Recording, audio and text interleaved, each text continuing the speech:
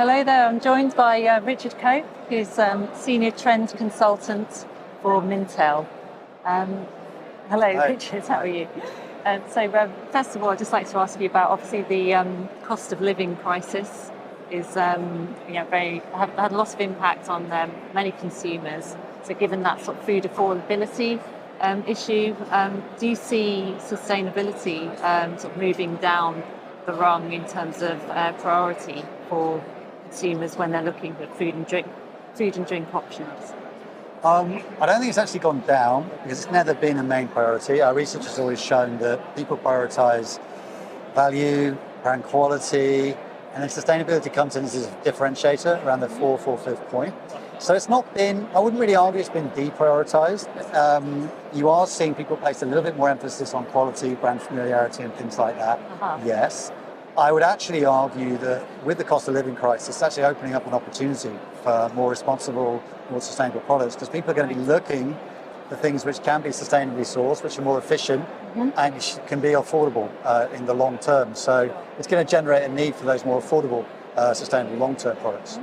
And so, more broadly speaking, on the sustainability angle, then obviously there's environmental concerns for consumers. How have they kind of shifted in recent months and years? Yeah, well, there's a connection to what we've just been talking about in the sense that people are becoming much more resource conscious. Yeah. So climate change has always been the top environmental priority, followed by air quality, because obviously health is a big driver in sustainability as well. What we've seen happen crucially in the last 12 months is water shortages have overtaken ocean plastic and waste as the number 3 concern. I think that's very, very telling. Right. And particularly in Southern Europe, we now see water shortages being the number 1 environmental concern for the French, for the Spanish, for the Italians, as well as the Mexicans and the Brazilians as well. So people are much more resource conscious. And I think what that tells me is sustainability has gone from being what we would call a sort of premium nice to have.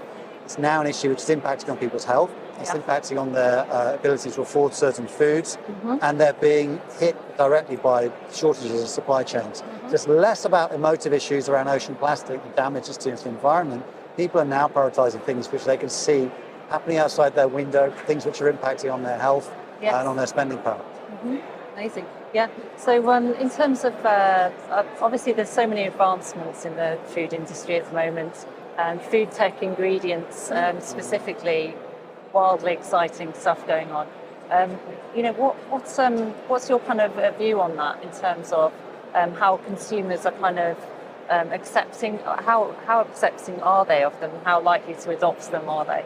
Well, this food tech innovation is going to be required. The big problem is consumers inherently trust natural. They don't think that natural is finite, natural has to be grown, natural comes from the environment. They inherently trust natural over scientific things. Yes. So that is a problem. That's a challenge. That being said, we are seeing, increasing proportions gravitate towards meat and dairy alternatives, which maybe don't fit into that category. And we do ask people about, whether they think lab-grown meat or upcycled foods and things like that, or even crops with a genetic modification aspect can be positive in terms of reduce their impact on the environment.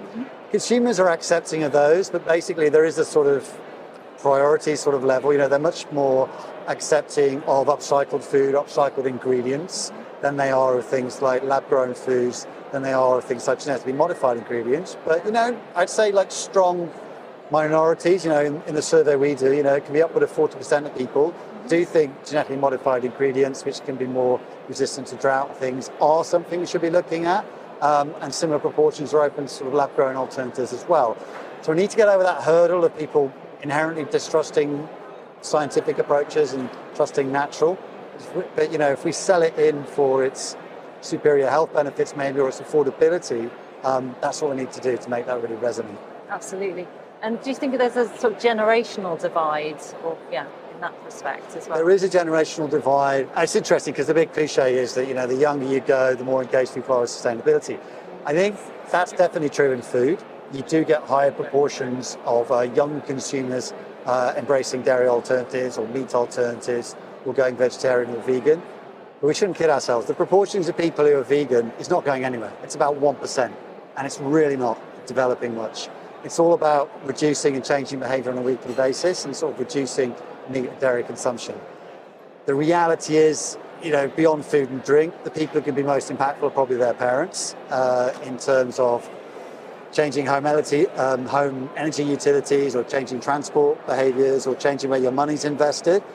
But within their household, it's definitely those young consumers who can influence their parents. They can, green pester power is something we can look at to change behaviours. So that's something brands need to tap into to get them to convert their parents as well. So beyond sustainability and obviously these advanced technologies, what are the sort of major trends that you're seeing in terms of what your clients are asking you about, and which ones do you think will endure throughout 2024? Well, beyond sustainability, you mentioned sustainability is like a hygiene factor. Health is obviously something we're getting asked about a lot. What are people's attitudes towards, processed foods? How important is comfort food versus healthy food? I think the influence of the aging population is interesting because it's not just about that aging cohort themselves. It's about how does living in an aging population profile influence other people? Do they look at the experiences of aging people and try and take a more lifelong approach to health and longevity? That's one thing. Another big driver is diversity.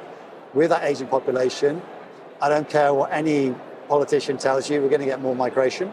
So all societies are becoming more diverse. So that's really interesting, the kind of diversity of flavour, texture, cultural inspirations we can get around food.